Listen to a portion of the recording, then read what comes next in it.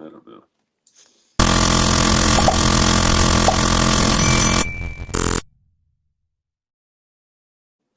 Welcome everybody to another Friday night. This is the Gauntlet, season 5, episode. I think we're on like 4 or 5 or whatever. But I am Denzel Snipes. To the right of me is JT, who Dom owes $25, and below him is Dom, who still owes me a chain or a jersey.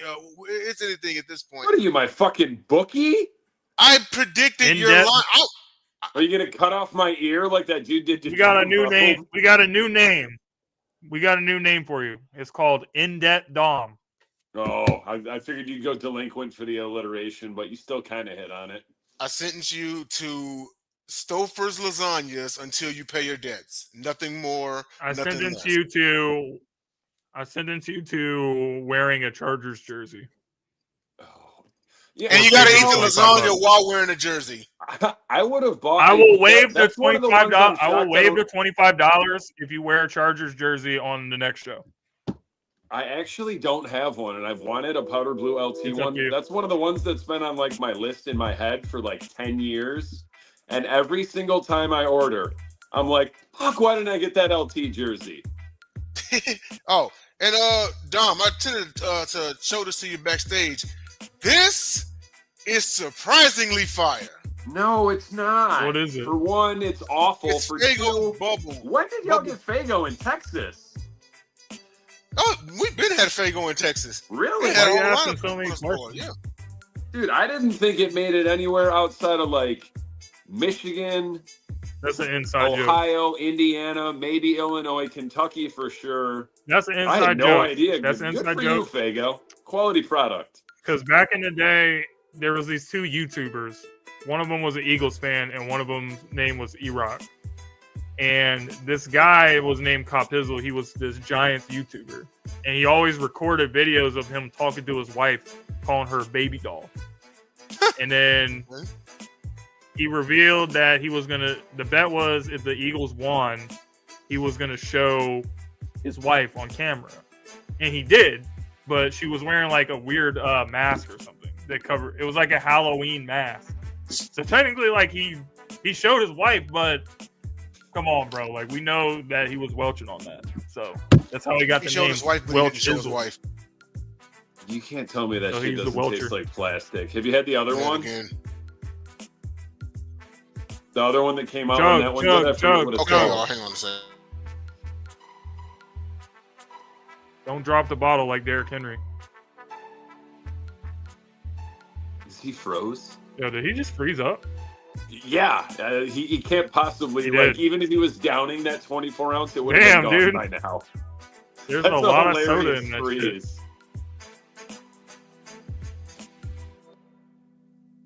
Ooh. Okay, I'm going to take over the show. So, ladies and gentlemen, welcome to another episode of The Gauntlet. We are here. It's a nice Friday night. Got Dom in the house. I can't Yeah, stop it's laughing at the freeze. That freeze is crazy, bro. That freeze is crazy. It's a screenshot. But I guess Damn it, it's too late. we'll go ahead and start with. We're gonna start with Sports Moron or Gauntlet Grinders. We always start with Sports Moron, Sports don't we? Moron, Or baby. do we? I Okay. don't know. I've Okay, lost Dom, you track. want to go first, or you want me to go? You can go. All right, ladies and gentlemen. First of all, that was a great comeback win for the Philadelphia Eagles against the Los Angeles Rams. They blew a 26-7 lead.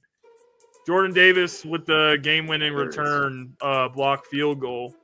Great game. First half, so frustrating to watch, but the way the Eagles played offense in the second half, the way they played defense, stopped the Rams on the fourth down play. Kyron Williams got the ball on the 4th and 1. It was just a great performance by the team in the second half and special teams, offense, and defense. So credit to the Eagles for that comeback win. Garrett Verse, the defensive rookie of the year, was clipped up. He was mic'd up. He reported Jordan Davis blocked the game-winning field goal. He said something like, "Man, like I'm gonna talk so much shit when he hits this game-winning field goal." And then they clipped his face afterwards, and he was just so disgusted. And that's the irony of sports. That's the irony of don't talk shit until the clock hits zeros. And That's what happened, man. So Jared Verse is a great player, but that was very moronic of him, and he's a sports moron of the week for me. He was waiting to. He was chomping at the bit to talk some trash because remember everything he said about Philly and Philly fans last year before the playoff game and all of that. He was seething for that revenge, and then he got it denied. But he lost his chain. Jalen Carter was my supposedly had a bet with him, for and he was seen in a post-game interview wearing Jared Verse's chain. So there's nothing worse than losing a game in that fashion and losing your chain. Like, that's just 2 L's in one night. It's bad. So he's the first football player to get his chain took since Michael Crabtree. Yeah, I think that actually happened multiple times with Aqib Talib. I was going to say, didn't Talib do that more than once? Was he it like did it both times? He definitely did it more than once. Every time the Raiders played the Broncos, he did it. If you snatch my chain once, I'm probably trying to fight you. If you do it a second time, I'm probably anticipating that you're going to do it, and like I'm tucking a weapon into my pants, and I'm going to stab you. Listen, Michael Crabtree, he caught too many strays in his career. You got your chain snatched, and you had Richard Sherman screaming that you're a sorry receiver in the postgame in the NFC. It was a disappointment, dude. I was so hyped on him coming out, and then he had some weird contract snafu. Like, he didn't end up playing until like week 2 or week 3 of his rookie year, and then he just never. I love that post-game interview with Richard Sherman just because, not because of anything Richard Sherman said, but... How many milligrams of Adderall was he on that game? But Aaron Andrews was interviewing him, and he was like, "Don't you ever talk about me?" And she was just like, "That's why you never test me with the I wasn't talking about you." Yeah, I remember watching that moment. I was at work. Great. I was at work. I was still in the military, and one guy that I was working with, we watched it, and he was like, "Oh man, that guy's acting like such a douchebag." And I was like, "First time watching NFL." Yep. Anyway, so Dom, what's this go ahead, Dom. I actually have 2, although it stretches beyond the week.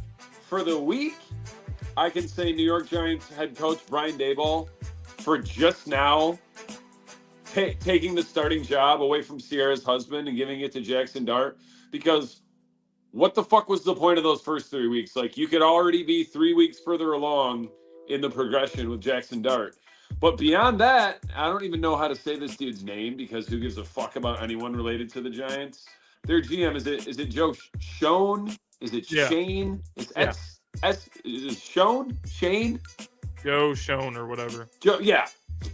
I'm going to give him a co-sports moron of the week, but this goes back to the offseason for signing Sierra's husband in the first place. Because didn't they already have Jameis Winston? I mean, before he's they got the Russell sports Wilson moron of the year from getting rid of Saquon. So we're going to put that on top of it. We won't even get into that. That one's so obvious. It's like. But he could be extra sports moron because Daniel Jones is now balling after Saquon had a season like that. So every time a guy leaves, they have the best season of their life. So what's going to happen now? Malik Neighbors, he's going to go somewhere and be the number 1 wide receiver? Right. I don't know that many Giants fans. I don't really have any issues with them because like they can't be too loud or proud about anything. Giants fans, I just kind of feel sorry for. One of the main talk radio guys in Detroit, like, he's a Spartan, but he's from New York, so he's a Giants fan. He's forced to cover the Lions, which obviously is part of his job, but he's a Giants fan, and like I literally feel sorry for the dude. And he's real close with his dad, and his dad's getting older, and like every week he's like, I feel terrible for my father that this is the team he has to watch, in the twilight of his life, and it's like, fuck, yeah. I wouldn't want to be a Giants fan either. Did we lose Jay again? He did. It's from trying to. I'll wait until he comes back to say why, or I'll say it now. It's for him trying to hype up that nasty ass Fago. That shit is. Ugh. Like, well, I like bubblegum. Since we're on the topic of the Giants situation, I'm not really sure. It kind of seems like a desperate move, in my opinion, to start Jackson Dart. I know people can say like Russ. Why do you say desperate? If you think about it, they're 0-3. Why is it desperate? It's a desperate move on the part of Brian Daboll, because this guy knows he's going to get fired. Yeah. So this is always what happens when there's a coach that's going to get fired.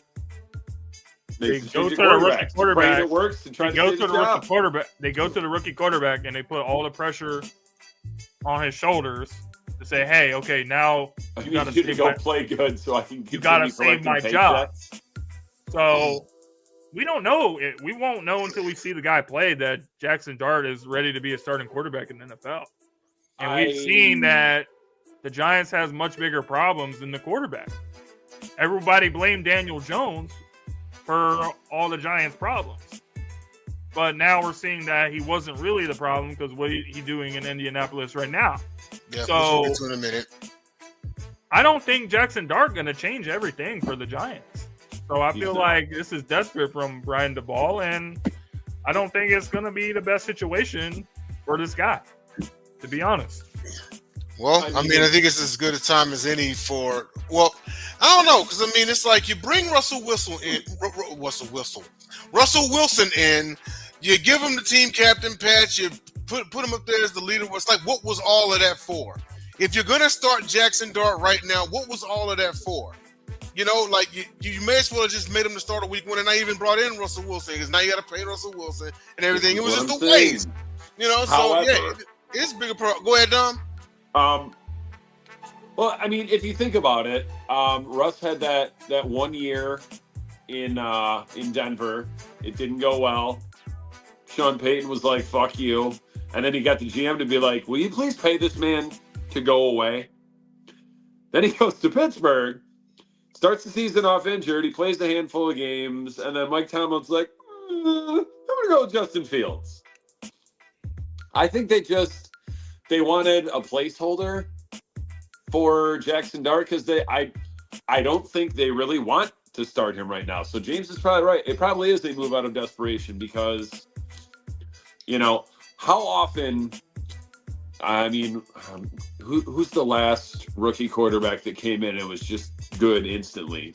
Andrew Luck, maybe. There's probably someone since then that I'm not thinking of, but like Bo Nix ended up having a good year, and Denver made the playoffs or just missed it. I can't remember. Yeah, maybe they made it because KC benched their starters, and that's why San Diego fucking made it. And since he missed it, or I can't even remember. But yeah, Bo Nix struggled, because he was the day one starter, was he not, last year? He was day one starter. He struggled a lot. Yeah, pretty I remember looking at his game logs. Oh, Jaden Daniels.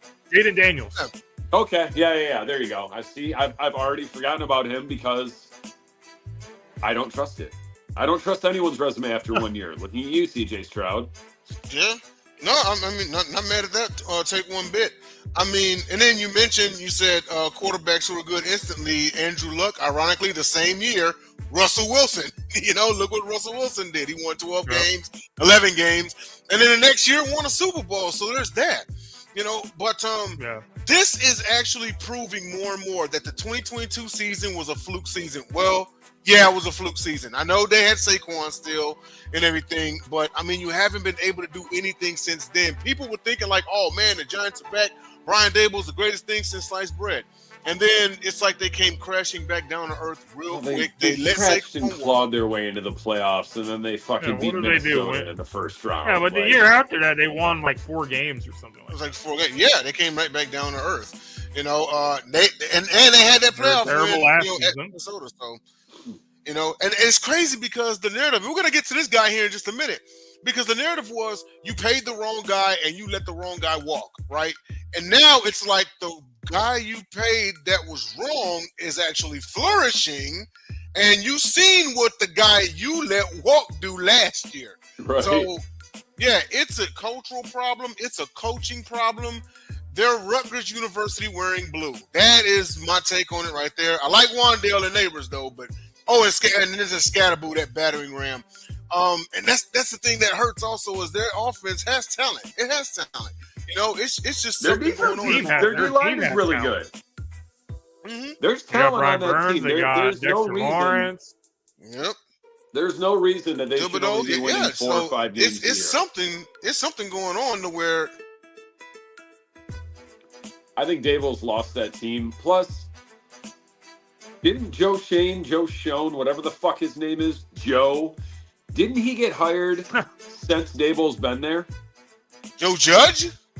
No, the GM, Joe Schoen, whatever the fuck his name is. I don't remember when he came in. He came in after. And that is always a fucking terrible idea. Like, why would you? It's basically giving your head coach a stay of execution, and the GM shows up and he's like, "Man, I can't fucking wait to fire this guy." Pretty much like Bob Quinn with Jim Caldwell. Not that Caldwell got fired, unceremoniously. Matt Patricia fucking sucked. Different story for a different day. But like, you can't do that. Like, the Lions have got lucky thus far because we've actually been good, but we hired Dan Campbell like 2 weeks before we hired Brad Holmes. Granted, even if we did hire, like, I understand it because it's under almost no circumstances are you going to give a first-time GM the what am I looking for? Latitude to hire a head coach, because what the hell does he know about hiring a head coach? He's never had that job before. And I don't think Joe Schoen has ever been a GM before either. So you've got a first-time GM and a coach that he's just itching to fire. I honestly, I think Daboll will be gone probably before the end of the year. And I don't know how much longer Joe Schoen lasts either. I don't know if it's his first year, second. I don't pay attention to the Giants because they're not worth paying attention to. Yeah, I mean, at this point, unless Jackson Dart comes out there, and the crazy part about it is even if the Giants have like this lightning bolt season and somehow end up with like 9 wins and a game out of the postseason, they still are going to find a way to get rid of Brian Daboll. They still will. Mm-hmm. I just had that feeling. Even if they do make a run and finish above 500, they'll still find a way to get rid of Brian Daboll. Yeah, the only way he's not getting fired during the season is if they go on some sort of magical run. Otherwise, there's prop bets on that. Well, they got to coach gets fired. They got to do what the Vikings did last year to even have a 10% chance at keeping Brian Daboll. Jury's still out on Jackson Dart, but he's no ginger Jesus. Let's be honest. Yeah. Highest PFF rating in the NFL, Sam Darnold. Yep.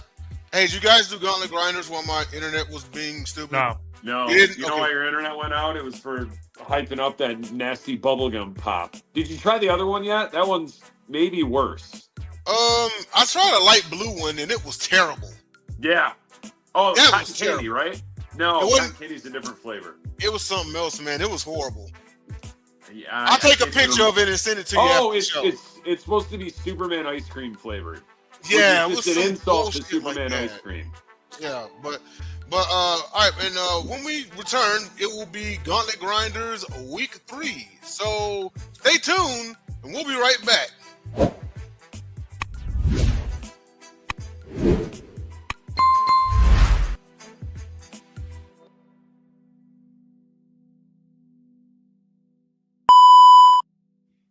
James wasn't even alive for that. You would have been a very young lad yourself, Jay, but wasn't it? Didn't Chuck Woolery do the "We'll see you in 2 and 2"? Wasn't it on Love Connection? 2, yep. Love 2 Connection. and 2. Mm-hmm. Love Connection, the original.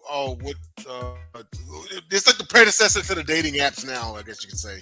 But now on to Gauntlet Grinders for the NFL Week 3. So you've heard James give his take about, he'll have his own segment here later on about the ball game with the Eagles and the Rams and such. But we're going around the panel, but 3 of us, and it'll be who we feel are the outstanding performers for Week 3. James, start us off. I don't got any in the AFC, but I got like at least 3 guys in the. At least like I don't know how many guys in the NFC. I'm not going to steal the thunder away from Dom, but I was really impressed with the Lions. They went against the Ravens. I'm going to stay in NFC North, and I think we got to give it to Caleb Williams this week, don't we? Yeah. What he did. Think about that. I'll never give that dude a gauntlet grinder. Fuck him. What he did against the Cowboys, like shredding their defense up, that flea flicker was a crazy play. So we see that Ben Johnson is doing what he was doing with Detroit with the play calling. So that was very much similar to stuff we've seen with Detroit. So I give it to Caleb. Great game. Almost 300 yards passing and 4 touchdowns. Good game for Caleb. I got some Eagles on my list too. Of course you do. AJ Brown. No. Well, I think he had like 1 catch in the first half. And then the second half, he went off. He looked like AJ Brown again. Yeah, it was like, wow, this guy's actually pretty good at football. Maybe we should actually Yeah, try to get him the ball. Give him the ball, yeah. It's like a fucking Pro Bowler, All Pro, I think. If you only take one thing from that game, it's that good things happen when you give AJ Brown the ball. So Gauntlet grinder to him, and obviously Jordan Davis, 2 blocked field goals, had that touchdown at the end of the regulation when the Rams were trying to kick the game winner, blocked 2 field goals, and he also was given the NFC Special Team Player of the Week for his performance. So that's my Gauntlet grinders for week 3. All right. And Dom, who do you got? NFC, I still don't know for sure how to pronounce this guy's first name. I should, because he's now a starter on my team. Al-Qadin Muhammad. They've been calling him Bob on Detroit Sports Radio because no one knows how to pronounce his name, and now it's just turned into a running joke. I was actually listening the other day, and during the show, during that segment when they were talking about him, the screener just starts cracking up and cuts in, and he's like, hey, go look at Al-Qadin Muhammad's Wikipedia page, and someone had went in and changed it to Bobby. Fucking hilarious. But he had 4 tackles, 2 tackles for losses, 2.5 sacks of 1. Lamar Jackson. Defense totaled 7 sacks. Hutchinson got 1. I couldn't even add all those numbers up. Multiple guys had at least 1.5. Like I said, Muhammad had 2.5. Just a great effort by that defense. Probably one of the, if not the best 60 minutes of football I've seen my team play in my 35, 36 years of watching this formerly godforsaken team. That was huge. And I had faith all week, and leading up to the game, I'm like, we're going to win this. We're going to win this. Even when we were down by a score in the first half, I was like, fuck that, we're going to win this. And they pulled it out. Huge. A lot of people, myself included, panicked a little bit after week 1. A lot of people have, week 1 overreactions. But we went out there and whooped on the Bears, and I was like, okay, that doesn't make me feel any better about Green Bay.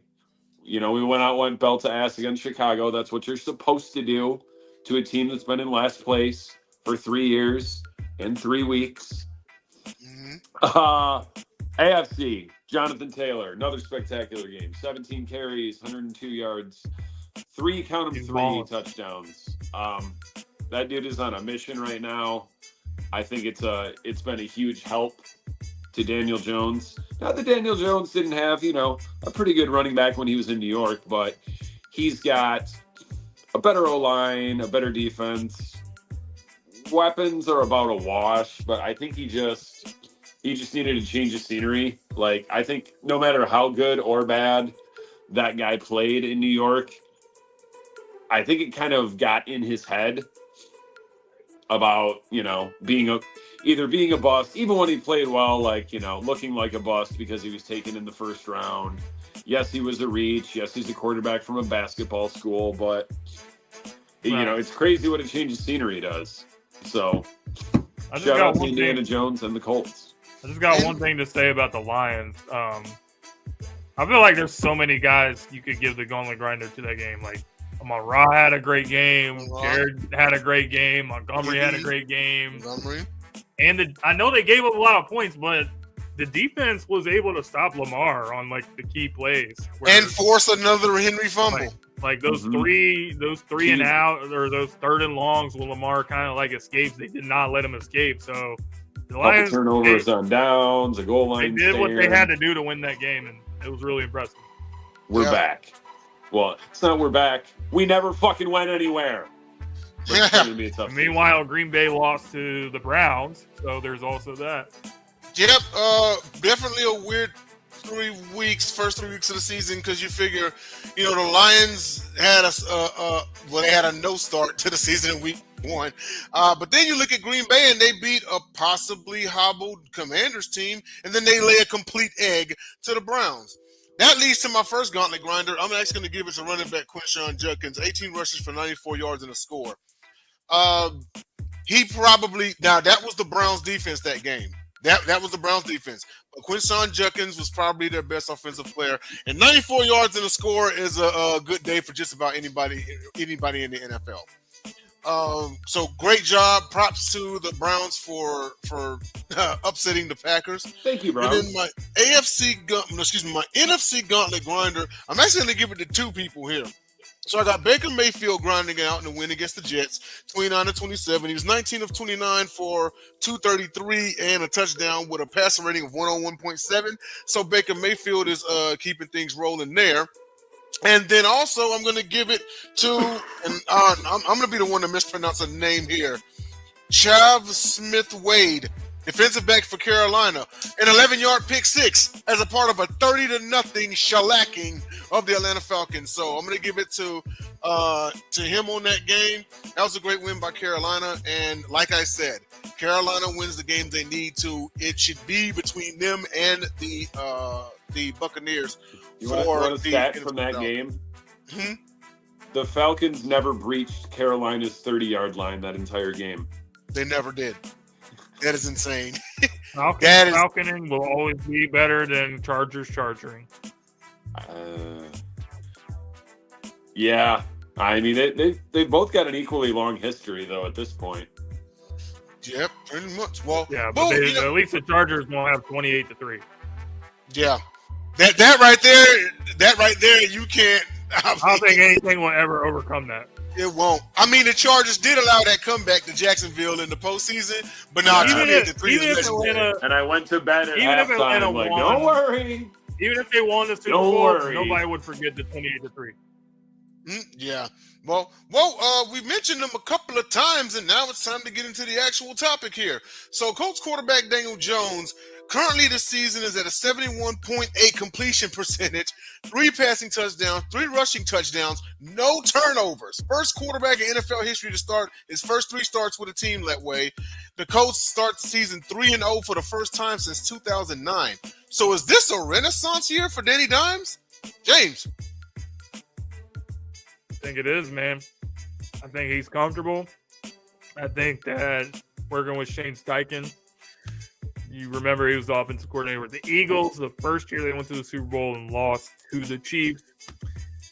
But he hasn't really got to, I feel like, really run his system to the max because can't really trust Anthony Richardson to do anything. Because the guy's very inconsistent. You know, he left the game last year. We had that whole heated debate with JJ when we were saying he was a quitter. I think with Daniel Jones, he's a lot more comfortable. And he's more comfortable with Daniel Jones, and Daniel Jones is comfortable with him. They got Jonathan Taylor in the backfield having a really good season. They don't really have a lot of stars, like pass catching wise. Michael Pittman Jr. is a good player, but you know he's no superstar. Right. But they're finding ways to win games. And, you know, in a division that's not really that competitive, I can really see the Colts having a good enough season to, you know, get that number 4 seed in the AFC. And, you know, we'll see what happens after that. But Daniel Jones is definitely having his best season so far as a pro. And I think he's just a lot more comfortable with this team as opposed to, obviously, the Giants in the past, a really dysfunctional organization. So it's very similar to the Sam Darnold thing from last year. Yeah. One thing, I'll give this take and I'll give it right to Dom. One thing that is working for Daniel Jones right now is he's in an easier place to play, and let me explain. It is damn hard to play for a New York franchise. It is damn hard because not only are you having to fight your division, fight the rest of the league naturally as a professional athlete, you're having to fight your own damn fans. You're having to fight your own media. It is tough as shit. It is going to war every week playing in New York City. It is. And if JB was on this panel, he would agree. It is hard as hell playing in that. So you take them to, the farm state of Indiana. Colts, have a nice history up there. And they're just looking to get back into the mix. They're looking to get back into, being a good team in the division again. Daniel Jones, he's a part of a better culture. Yeah, in New York, he had to fight his own franchise too. But he's a part of a better culture. He's got a coach that's on the rise versus the coach he just left that's doing this. So I like what I'm seeing from him. And now I'm going back to, for the first time in years, actually defending him. I mean, I like what I'm seeing out of him thus far. I think Danny Dimes is back. I know it's only been 3 games. He may lose that title. He may keep it. But so far, I like what we see. We're not overreacting or anything like that. It's nothing wrong with acknowledging Daniel Jones is playing, even in 3 games, some of the best football he's played in a very long time. No other quarterback in the history of the NFL had 3 passing touchdowns, 3 rushing touchdowns, and 0 turnovers in his first 3 starts with a team. Not Manning, not Brady, not Breeze, not Montana. Daniel fucking Jones. Dom, you got it. I don't really have a whole lot to say. I mean, his play on the field, his numbers, the team's record, it kind of speaks for itself. I do want to pose a question to you two. Barring an injury, can we pretty much assume that this is officially the end of Anthony Richardson with the Colts? Like, do they just cut him at the end of the year? Or maybe in training camp next year? I don't think he has much trade value. I mean, he's still young enough. He might be one of those people that needs to change the scenery now as well. But it's like, to your point, Jay, you're not going to find too many easier places to play than Indianapolis. I don't know, maybe like Jacksonville, but, good, bad, or indifferent, they're tied into T-Law for the long term. But he needs to go to a team that has a good quarterback where he can just sit and learn. A good coach and a good quarterback. So Andy Reid, Patrick Mahomes, I think, is one of those dudes. Matthew Stafford, Sean McVay. I think that would be a good situation for him. I could see that, perhaps. Honestly, I just think Anthony Richardson is, like, obviously everyone knew he was raw as hell when he came into the league. They threw him out there immediately. He looked okay. Then he got hurt. Then he came back. Then he kind of sucked. Then he got benched. I just think there's a ceiling with that man's football IQ and ability to absorb knowledge and get better as a football player. And I don't think it's a very high ceiling. Like, I think he's probably ducking when he walks into a room. Yeah, I mean, you kind of figure you're not expecting Daniel Jones to be Peyton or even Eli or Breeze or win MVP. At this point, you can kind of say his ceiling is Alex Smith, and that's not bad. Alex Smith, the second half of his career. And that's not bad. Smith won the division and went to the postseason. Now, as far as going even further, you can rely on the defense and the running game for that, which he did. Alex Smith He'll never be Alex Smith because that would require completing over 50% of your passes. He did. Like, yes, I know everyone remembers when he got benched for Colin Kaepernick, but he did take the 49ers to the NFC Championship against the Giants. And beat the Saints, eliminated the Saints. He definitely had a really good career. He did, I see similarities in the story arc or, attributes or comparison. Like, I see a little bit of Alex Smith and Jared Goff. Mm-hmm. I think Goff is a little bit better, but I think he's also got better weapons around him, more of an offensive leaning play style with the team. Like, they're looking for him to do things. Obviously, Frisco's defense was a lot better than Detroit's was back then, so Alex Smith didn't have to do as much, but he could on occasion when called upon. He was very accurate, a little bit athletic, had a noodle for an arm, but not everyone gets a Matt Stafford or a Brett Favre arm. Yeah, indeed. I mean, I think we all agree that we definitely are liking what we're seeing from Daniel Jones thus far.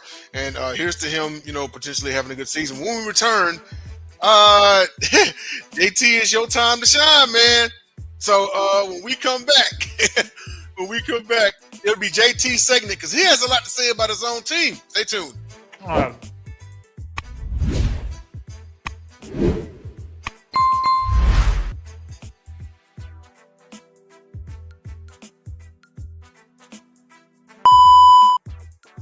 right, let's do it. And we're back on the Gauntlet. So, James, man, not to put you on the spot, I just had to hear basically an elaboration on this right here.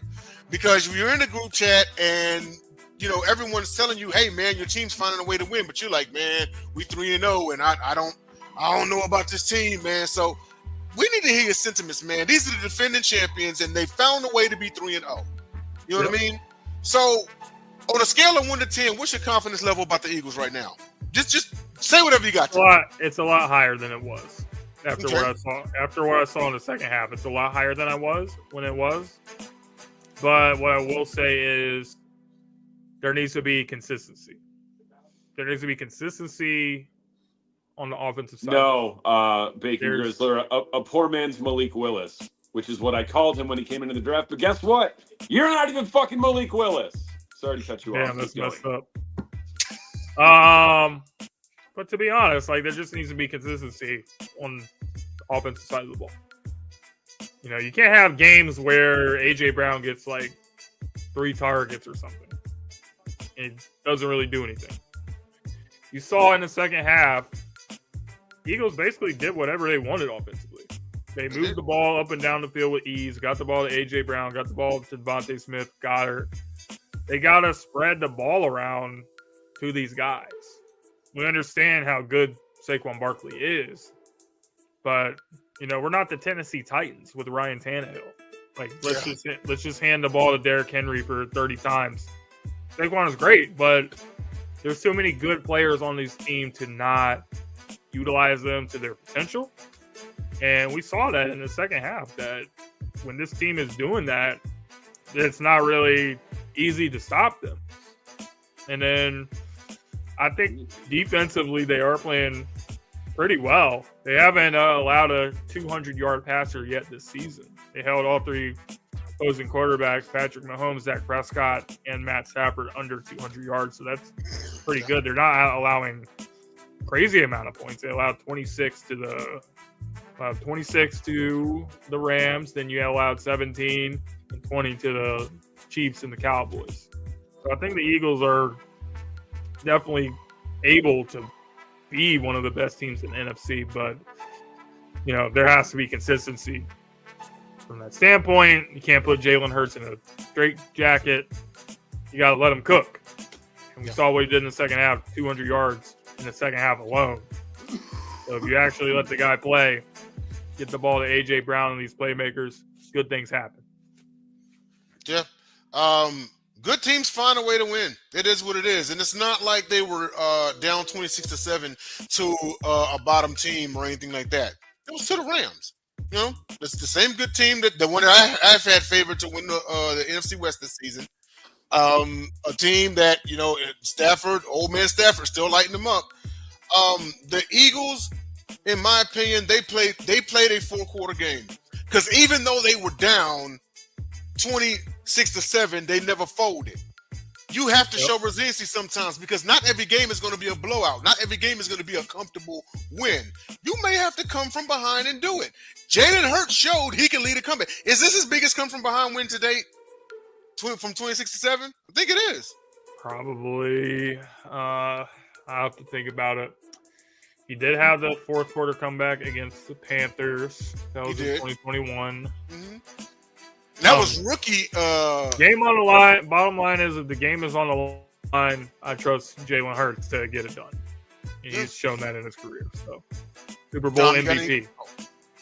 Don, you got any? Yeah, I would say the Eagles are definitely a team to be feared. They're still 3-0. They're the defending Super Bowl champs. Still the best team in the NFC. And they demolished the annual favorites from the AFC last year, and it looks like they won't have to worry about them this year, because I don't think the Chiefs are going anywhere. But to me, I've always said the mark of a good team is how well you can play when things aren't going well. And the offense was not looking good for the vast majority of 10 quarters, and they still won those 2 games, and they were still able to come back and win that 3rd game. So the fact that they're still unbeaten and the offense is just now, and my TV, and it looks like I'm having a seizure, and I might. It's kind of awesome, actually. But yeah, they're still undefeated, and now the offense is clicking. And like James said, the defense has been playing well. So yeah, like you can't even really say things were off track. And I think another part of it is, and you know, we've said this dozens of times before, but with the lack of real life reps in the preseason, which is basically none for the starters, you can't really judge a whole lot about the defense and especially the offense in the first couple weeks of the season because they don't even have it all the way together yet. And, you know, then you finally saw in the second half of that game what we all knew they were capable of. They just had to get it going. Yeah, that's pretty much it. Indeed. Well, they do have a tough one at Tampa. And the Eagles start off 4-0. I mean, it's going to be on level 10, but they have to do, you know, what's been said on this pen. I mean, you know, get A.J. Brown going, get Devontae Smith, get Saquon Barkley going. And we saw all three phases of the ball shine. We saw the defense get stops when needed to prevent the Rams from holding on to that lead. We saw the offense come alive, and we saw the special teams come through in the clutch, especially in the final seconds. But they did it not once but twice in that game.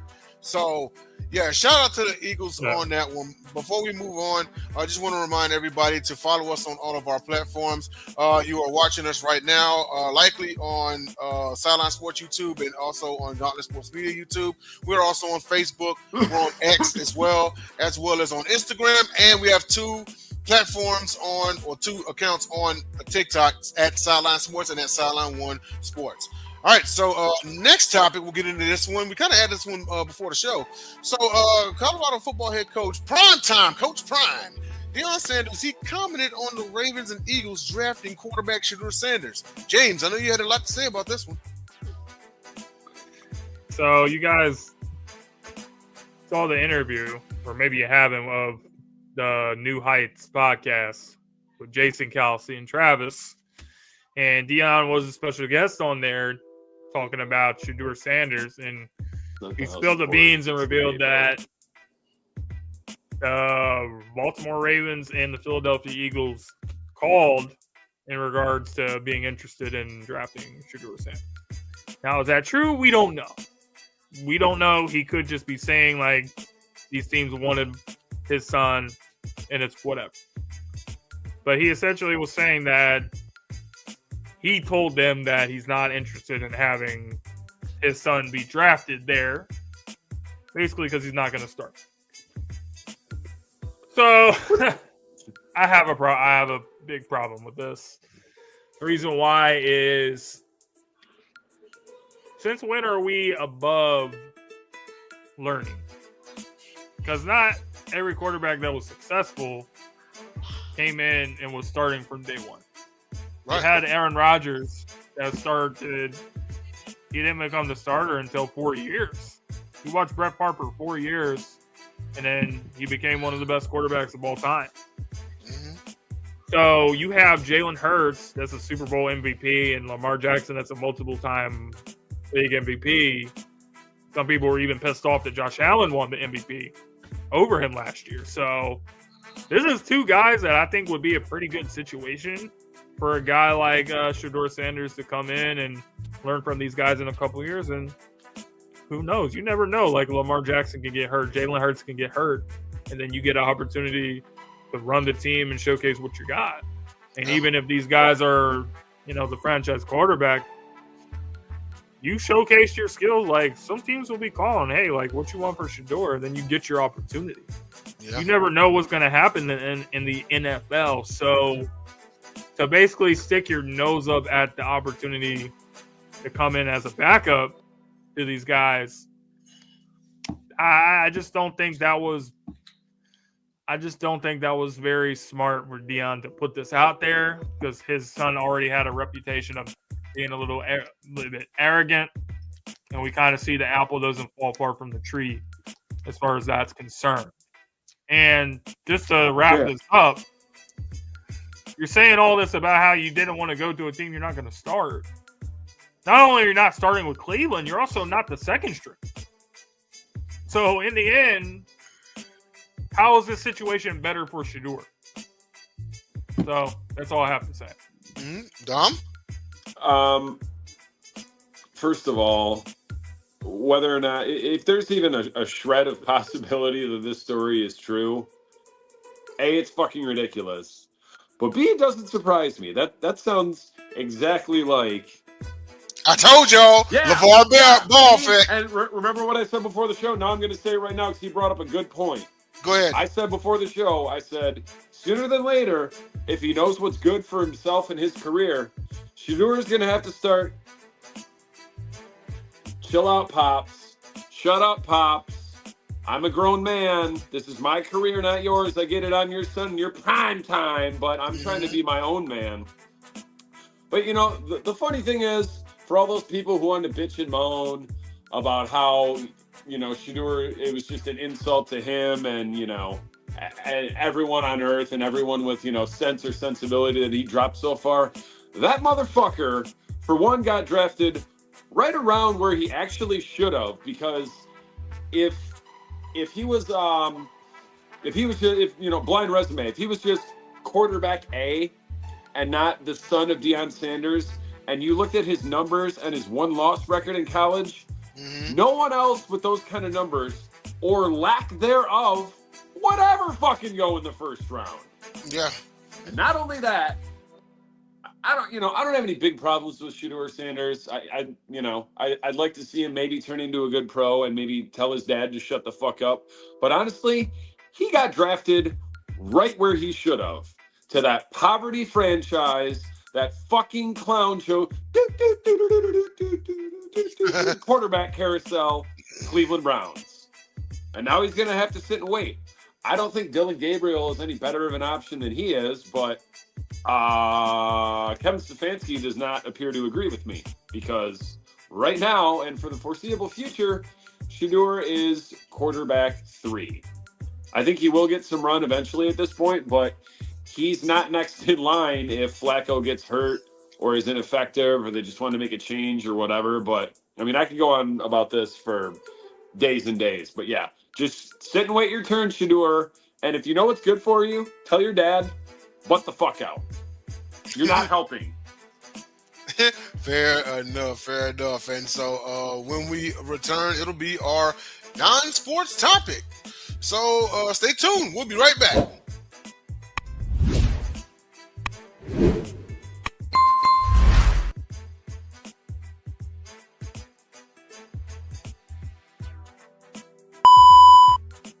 Welcome back to the Gauntlet. You are live with your boy Denzel Snipes. I'm with the crew, JT, James Tatum, and below is Dom DeRubeis. I said it right. DeRubeis. You did.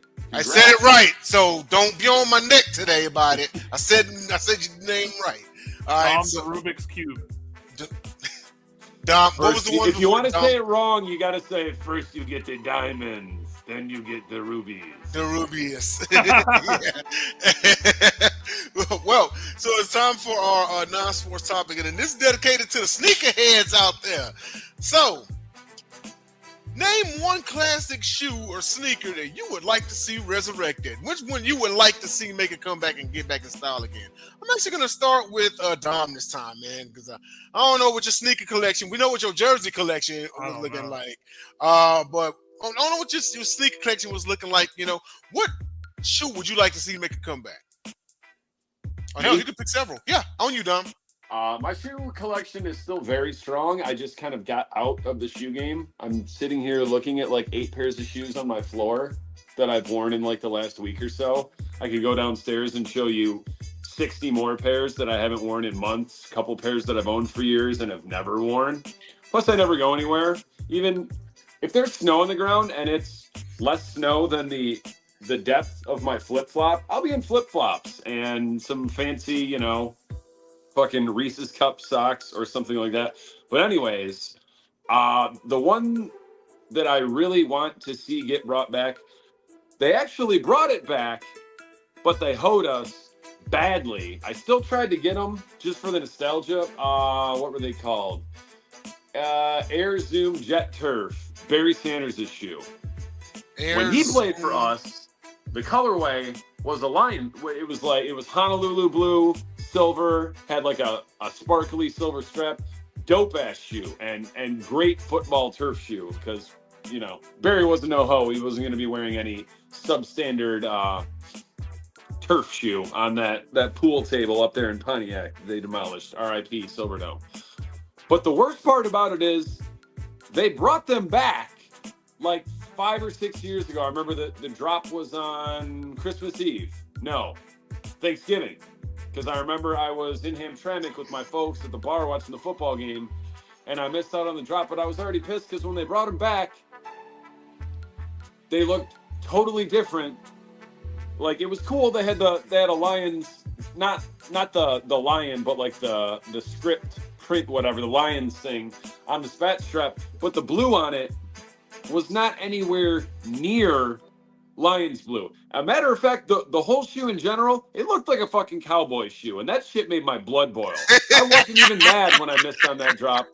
I really was just going to get 2 pairs, maybe wear the one pair, and then flip the other one for several $100s. When I missed out, I'm like, good, I don't want that fucking shoe anyways. But yeah, that one. Zoom Jet Turf. And I would also like to see them bring back the Zoom Flight 95, the J Kids in the original black and white colorway. Zoom Flight 95? I think that's what they're called. They were one of the first. Oh, I remember these, yeah. Well, yeah, with the weird bubble on the side. I think those were the first pair of Zoom Air shoes that ever came out. And I kind of pop in on like StockX and other places looking for them, but when I saw them for like $150, I should have just pulled the trigger because the last couple times I've looked, they're like $350, $400, and it's like, as much as I love shoes and as badly as I want those shoes, it's not even a money thing. I could not put something on my feet that cost $350 because I'd be too afraid to fuck them up. I'd have those bitches wrapped in saran wrap. Same here. I wear them once a year. And I'd be walking like Herman Munster trying not to crease the toe box. I would say, you know what? One that I would like to see make. Well, I've got 2 of them. Another one. I got two of them. The first one will be the Nike Huaraches from back in the like 93, 94. Like those had like the green and black ones were mean. And then I don't know. The running shoes or the basketball ones? The basketball joints. Oh, the ones that the Fab Five wore. Yes. The black socks. The Huaraches, yes. The Huaraches was clean. So them, and also like the Pippen 96s with the air on the side. You know what I'm talking about, Dom? Yeah. So I would get the black ones though, because I saw some clean white ones, but I see some white ones get fucked up. But no, I would definitely get the white ones. By the way, I looked up; they actually have the Zoom Flight 97s on eBay for $350. Yeah, can't do it, and probably not my size. That's the thing. If I had feet smaller than fucking your sister, I could get a pair of 8s for like $110. But 12s are like they're always the first size to sell out, and they're always the most expensive on the resale market. And it's just like, I can't. If I find them for $150, I'll probably just buy them. Okay. James, you got anything, man? Nothing cool, honestly. I'll just say, back in the day, people used to have these shoes. They were called Heelys. Yeah. And they had like a little wheel in the bottom of them. Oh, I remember those. Yeah. So when I was in high school, people used to wear those, and the teachers used to get so pissed when students would like run down the hallway and then they'd start rolling. Yeah. So I don't really see people wear those anymore, but I used to see them all the time, like in Walmart, like the mall, anywhere you go, people would just be randomly rolling around. And I don't know. I would kind of like to see it again. No, I think it actually might make a comeback in the next maybe 5 years. I'm pretty sure they ain't gonna cost $350. Right. Probably not. No.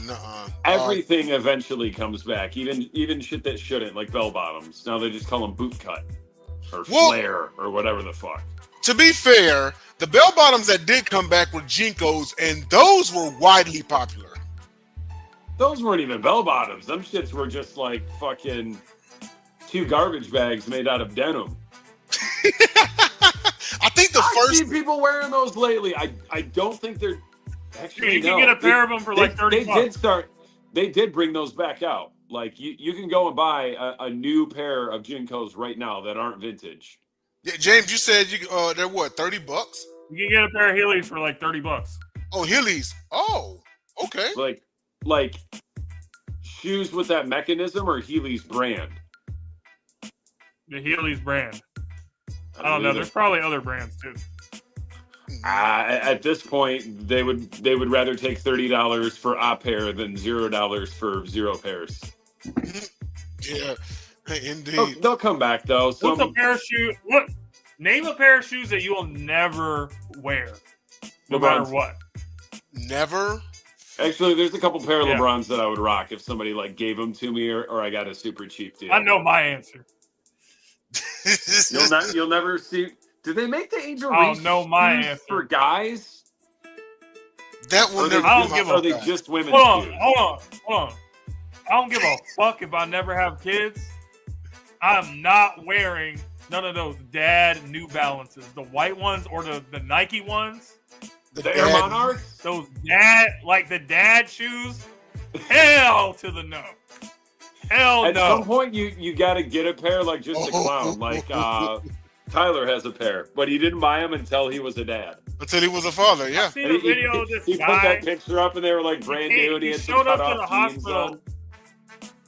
He showed up to the hospital while his wife was going in labor and like the baby was coming out. He was wearing like dad cargo shorts, a polo, and the dad shoes. Dang. Nike Air Monarchs. Choices. That's what they're called. When I went to Vegas several years ago. My buddy Ron, he's a dad, so he's got a pair but not the white and blue ones. The other ones that are like red, black, and white. And he went out and bought them bitches. He thought he was styling. He was crispy. And we're in the elevator. I look down at him. I look over, and there's this 60-year-old man with the same shoes. I'm like, Ron, check it out. And actually, I just looked it up, and you can get a pair right now. Okay, they got some as high as $199.95 and as low as $64.36. Yeah, Monarchs you can get retail $200 for that shoes. Yeah, there's people off Amazon of all places for 3 times what they know it's worth, just hoping some jackhole.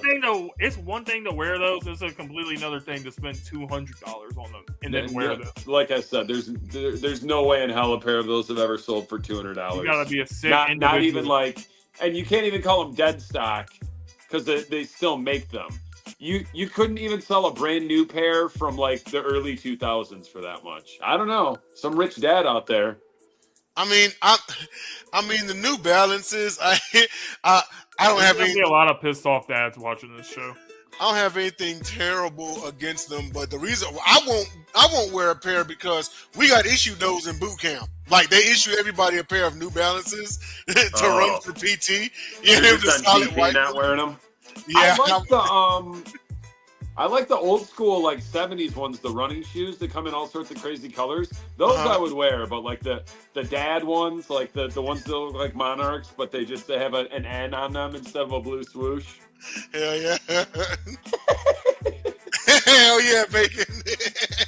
For $200, they better cut my grass for me so I don't have to get grass stains on them bitches. Yeah. I might get a pair of those just for grass cutting shoes. Dom's and then film a video of me going out there and I'm crispy and just walking through the grass. Dude, am I doing it right, dads? Is this how this works? This how this works, yeah. you carry an ant and just walking through the grass and stuff. Yeah, but these I will also never wear because I'm not a skater and I'm not a poser. Which I don't have any Vans. I only ever saw one pair of Vans that I would ever wear. I'll never forget the commercial as long as I live, but I can't find the shoes anymore. They were they were skater shoes, but they were mostly suede, 3 different colors of orange, and this dude's in the bathroom taking a shit. He flushes the toilet, the bathroom floods, and all you see is him holding his Vans up above the shit water.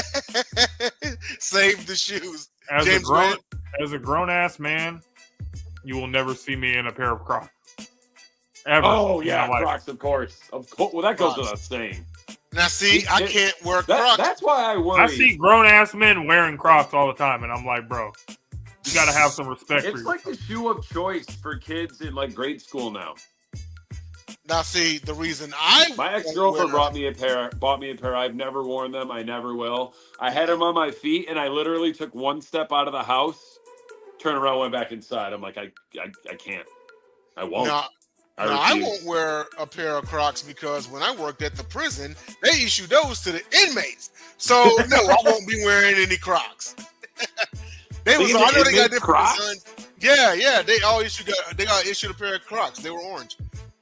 They weren't like these funny designs nowadays. Wow, They we were just orange. had some nasty like. They were fucking, dropping the soap while they were wearing their orange Crocs. Wearing Crocs, yeah. Wearing They Crocs. gave us just some nasty like flesh-colored like chanclas. I was just glad I was able to get socks and like boxers and wife beaters on commissary. Oh man. Well, that is the hour, ladies and gentlemen. Thank you for tuning in to the Gauntlet. Follow us on all of our platforms, and we will see you all next week. Good night, Vancouver. Wait, no, I did it already. Good night, San Jose, California. Shout out Craig Marshall Good and night, Corvallis, Oregon. Craig Davis, Oregon, Marshall, pardon me, because that's how it's Yeah. pronounced. Right, people from Oregon? It's Oregon. Oregon. Shout out Craig Davis, Marshall Hill, my unconventional Kings fan. And James is going to head to the unconventional convention. See y'all later.